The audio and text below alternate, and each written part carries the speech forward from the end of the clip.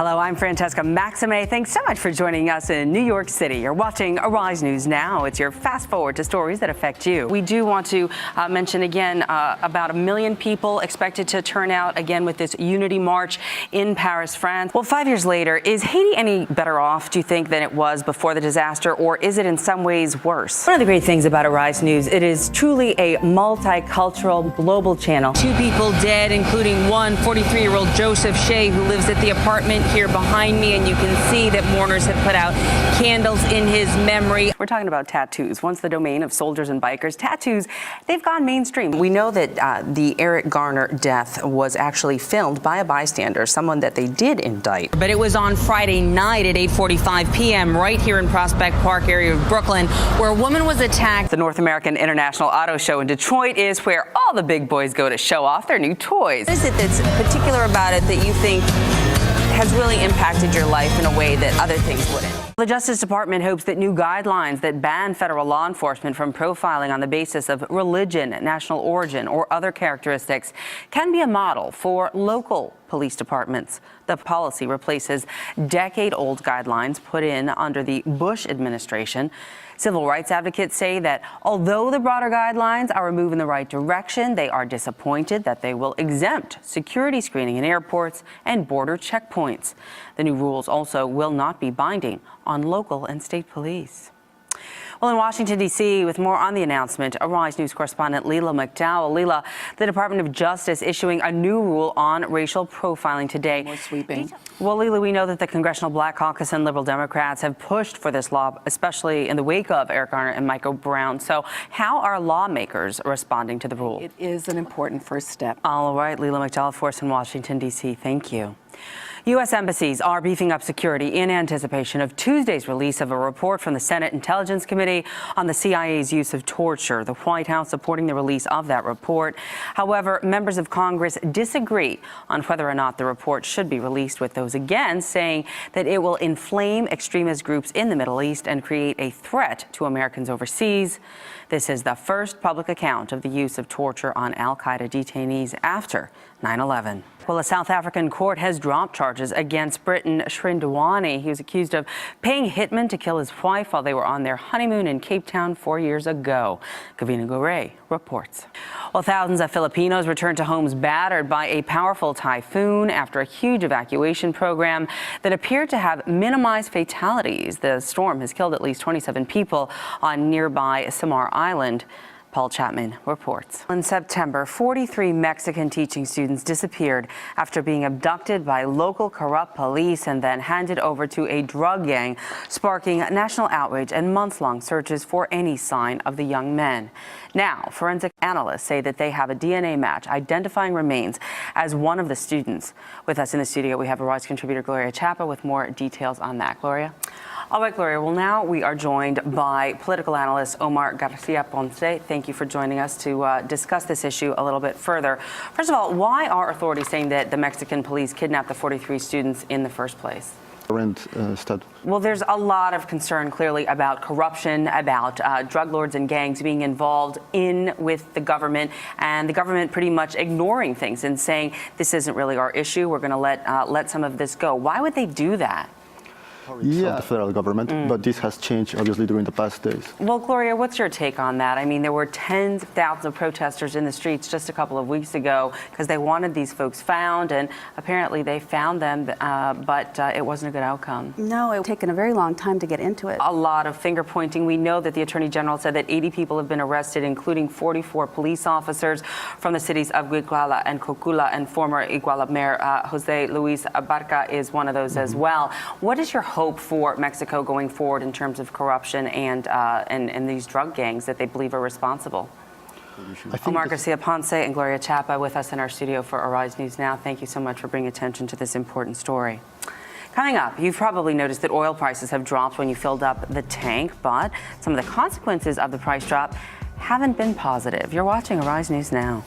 Time for some entertainment news now. Arise Entertainment 360 spoke with veteran actor Adewale and his new role in the film Manny. I was there to talk to him too. Love working with Shannon too. Okay, you can catch more of this interview and other stars on Arise Entertainment 360 every Monday through Friday at 3 p.m. Eastern. That's 8 p.m. GMT.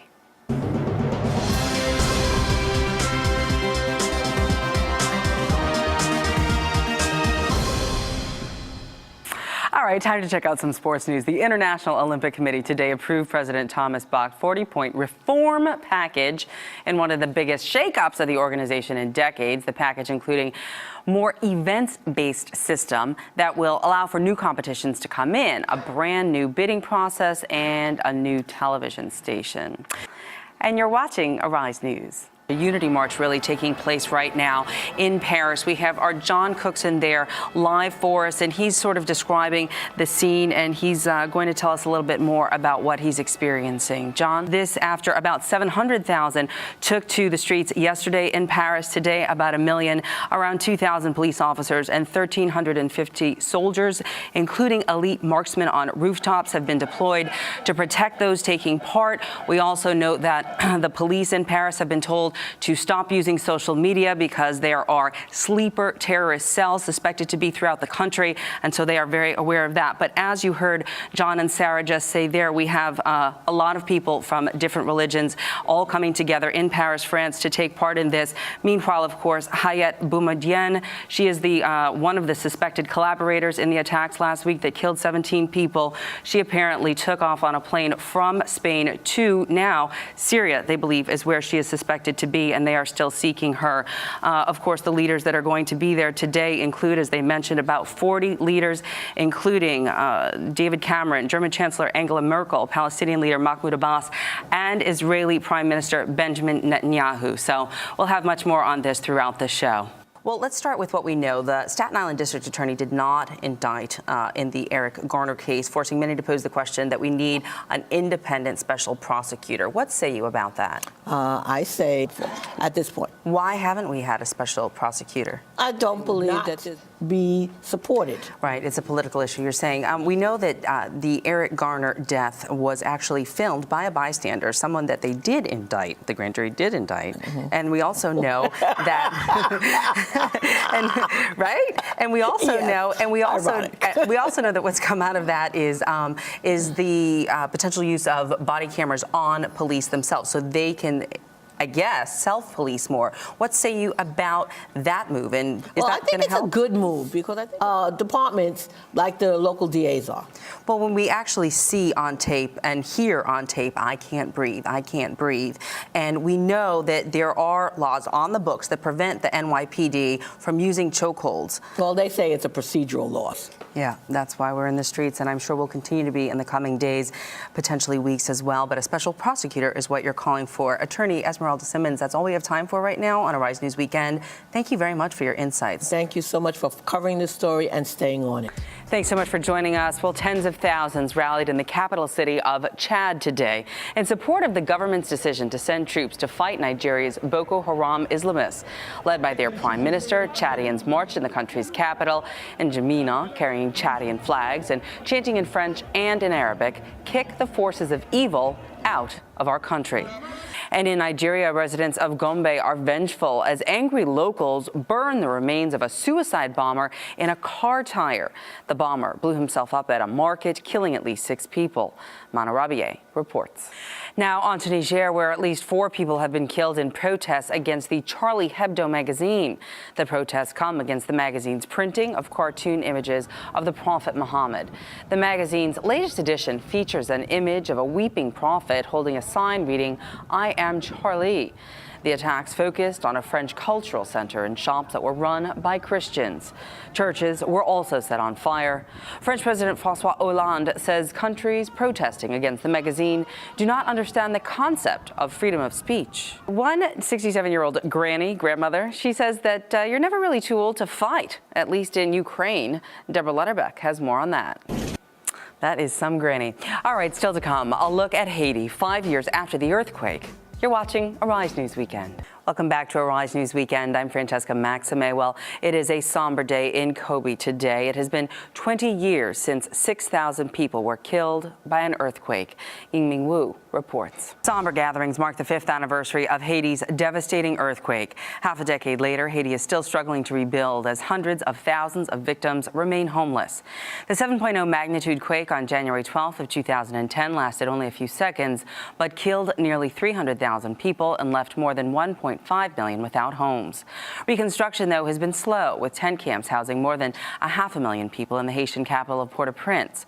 Joining us now to talk about the state of Haiti 5 years later is Gary Pierre. He's the former director of the Center for Community and Ethnic Media at the City University of New York and the founder of the Haitian Times newspaper. Welcome, Gary. Thanks for joining us. My pleasure, Francesca. Thanks for having me. Well, 5 years later, is Haiti any better off, do you think, than it was before the disaster, or is it in some ways worse? Well, Haiti still suffers from corruption, shoddy infrastructure, like you talked about, and political instability. Elections are supposed to be scheduled soon. When can we expect things to change for the better, and how? Yes. We're going to have to leave it there. Gary Pierre, the founder of the Haitian Times, joining us from Haiti right now. Thanks so much for joining us on Arise News Weekend. My pleasure, Francesca. With more on the earthquake in Haiti and its aftermath, we'd like to turn to the author of his debut novel, God Loves Haiti, Dimitri Elias-Leger. It's a story of romance, politics, and religion that traces the fates of 3 lovers in Port-au-Prince, Haiti, and the challenges they face readjusting to life after an earthquake devastates their city. Welcome. Thanks so much for joining us. Thanks for having me. It's a beautiful book, and your book, God Loves Haiti, is set at the time of the earthquake. Why did you write this book, and tell us a little bit more about what it's about? Well, you live in Geneva now, but you did obviously live in Haiti for a long time as a younger person and came back and forth and lived in New York as well. Talk to me, though, about your love of Haiti and the beauty of Haiti that you see and that you describe in the book. God Loves Haiti, your book available from HarperCollins on Amazon and a variety of other outlets, I'm sure. Thank you so much for joining us today, Dimitri. We really appreciate it. Thanks for having me. And you are watching Arise News Weekend.